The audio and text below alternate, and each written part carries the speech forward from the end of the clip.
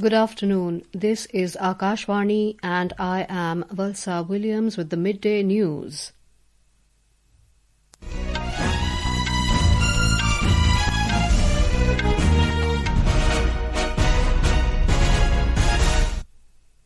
The headlines.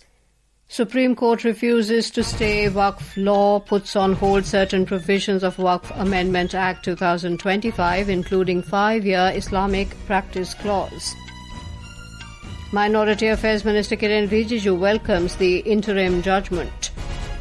Prime Minister Narendra Modi to launch development projects worth over 40,000 crore rupees, including an airport in Purnea and National Makhana board in Bihar today. Finance Minister Nirmala Sitharaman calls for regulations on AI to match the pace of its growth. Person-to-merchant transaction of UPI's single-day limit raised to 10 lakh rupees in specified categories. 3 top Naxalites killed in encounter in Hazaribagh district of Jharkhand. And in Asia Cup cricket, Sri Lanka to take on Hong Kong in Dubai and UAE to clash with Oman in Abu Dhabi.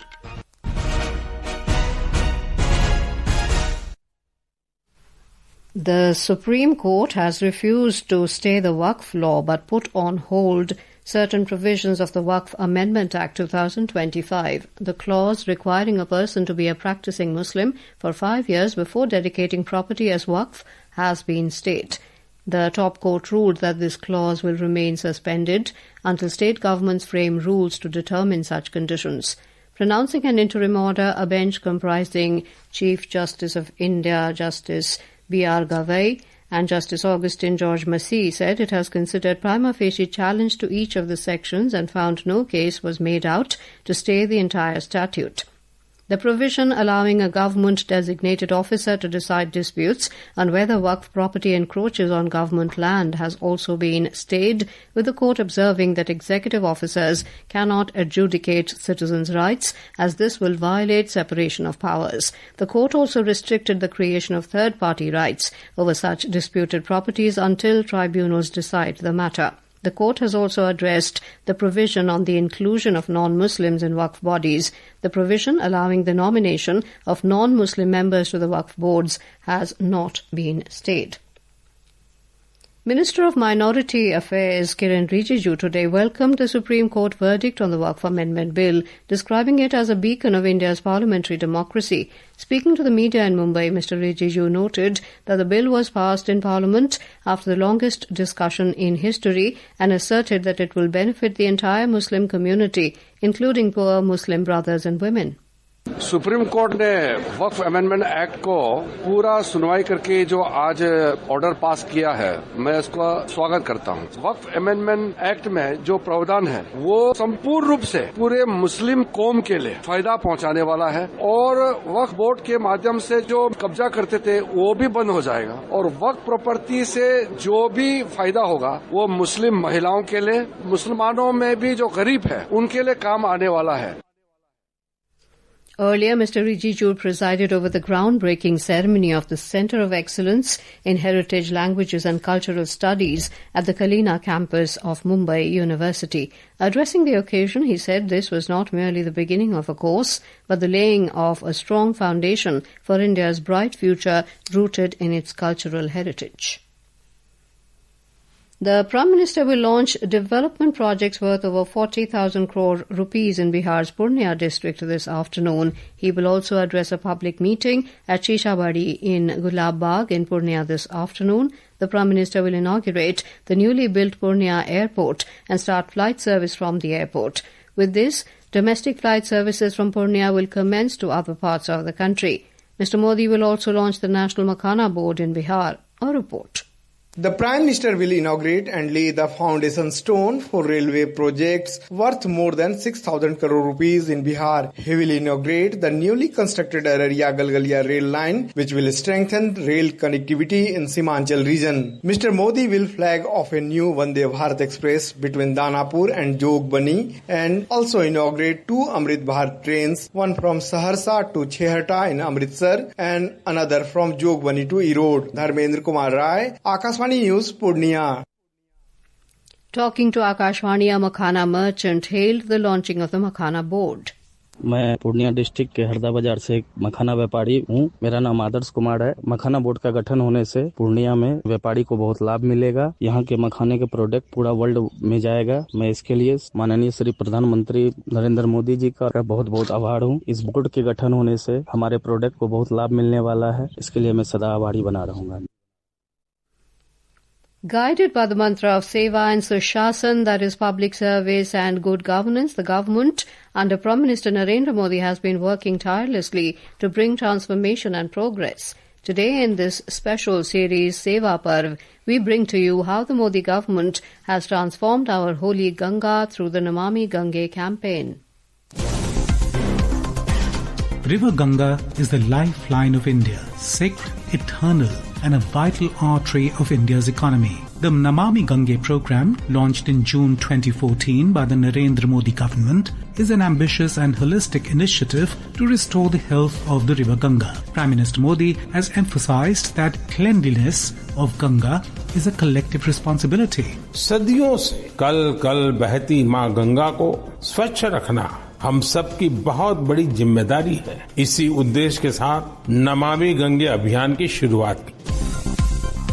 Namami Gange is a multifaceted approach integrating pollution abatement, ecological restoration, capacity building, and community engagement. It focuses on both the river's environmental integrity and the livelihoods of millions who depend on it. The program has made significant strides in pollution abatement. Sewage treatment capacity has surpassed the pre-2014 capacity by over 30 times. The improvement in the riverine ecosystem is substantiated by the increase in population of Gangetic dolphin. In fact, dolphins are now recorded from previously unreported stretches of the Ganga River. हम सभी के लिए गौरव की बात है कि भारत की इस पहल को आज दुनिया भर की सराहना मिल रही है। यूनाइटेड नेशंस ने नमामि गंगे मिशन को इकोसिस्टम को रिस्टोर करने वाली दुनिया के टॉप 10 इनिशिएटिव में शामिल किया है।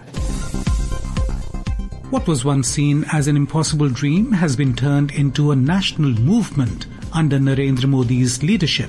The sacred Ganga, long burdened by neglect, now flows with new hope as faith meets fierce action and vision becomes a reality. This is Akashvani giving you the news. For quick news updates round the clock, follow us on our X handle at AIR News Alerts, and for details of stories and more, log on to our website www.newsonair.gov.in and download News on AIR app. Welcome back to the Midday News. Finance Minister Nirmala Sitharaman has said that if artificial intelligence AI is sprinting, then the regulations should also run the race equally. The minister said this while launching Niti Aayog's report on the roadmap of AI for Viksit Bharat and the Frontier Tech Repository in New Delhi today. Ms. Sitharaman cautioned about AI's rapid growth, saying that people should be conscious and not sit back on ethics. We need better cities to live, and therefore I'm very insistent that AI should help us give solutions for better city urban areas which exist and for newer urban centers that we may plan. We need to have a greater understanding that AI probably is capable of giving us in situ solutions without having to remove people from where they are, but give them the solutions which has been waiting for decades. Minister of Electronics and IT Ashwini Vaishnav and CEO Niti Aayog BVR Subramaniam also attended the event. Mr. Vaishnav stressed the need to master future technologies and develop a talent pipeline. अगले साल फरवरी में AI impact summit होगा। इसकी तैयारी के लिए नीति आयोग की तरफ से पूरे देश भर के सभी जिलों के साथ ग्राउंड लेवल पे जो काम हो रहा है, एग्रीकल्चर में, हेल्थ केयर में, एजुकेशन में, उसको लेके समागम किया गया और जो बेस्ट प्रैक्टिसेस हैं उनको सबके साथ शेयर किया गया। 3 top Naxalites were killed in an encounter in Karandi village in Hazaribagh district of Jharkhand this morning. The slain Naxalites include Central Committee member Sahdev Soren alias Parvesh, who carried a bounty of 1 crore rupees, Raghunath Hembrom alias Chanchal with a reward of 25 lakh rupees, and Bir Sen Ganju alias Ram Khilawan, who had a reward of 10 lakh rupees. The joint operation was conducted by Hazaribagh Police and CRPF 209 Cobra Battalion.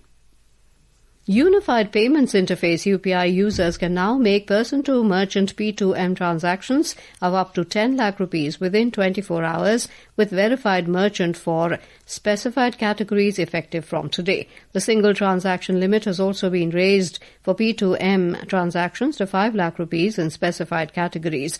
National Payments Corporation of India said in a circular issued last month that per transaction limit has been raised up to 5 lakh rupees, while the daily aggregate limit has been increased to 10 lakh rupees in insurance premiums, capital markets, travel collections and government e-marketplace GEM.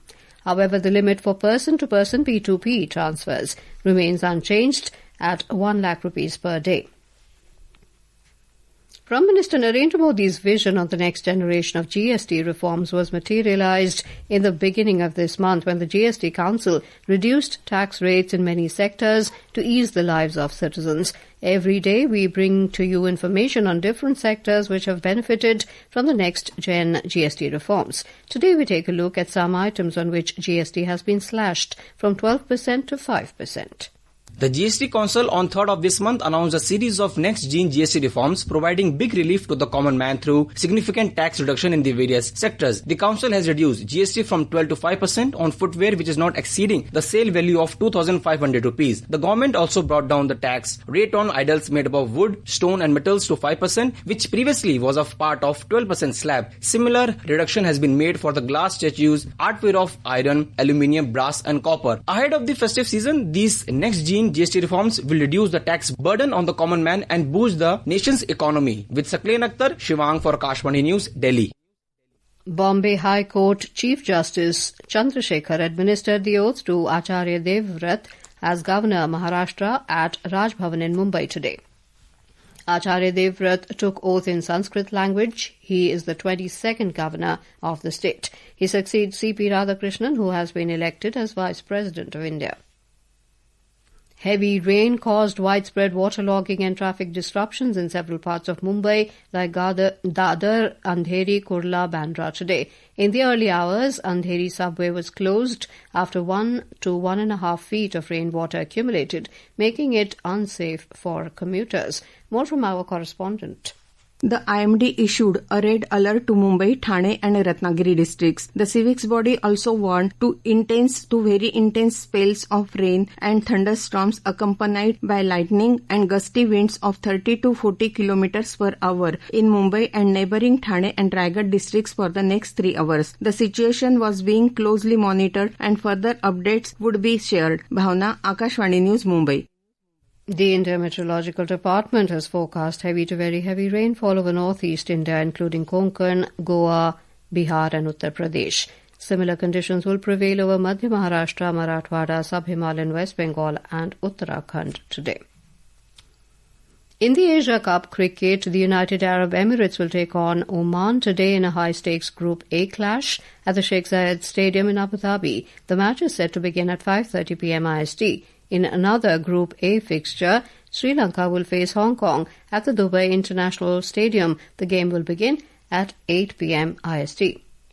Benchmark domestic equity indices Sensex and Nifty were trading moderately up in afternoon trade today. The Sensex lost 139 points to 81,766 and Nifty declined 50 points to 25,063 when reports last came in.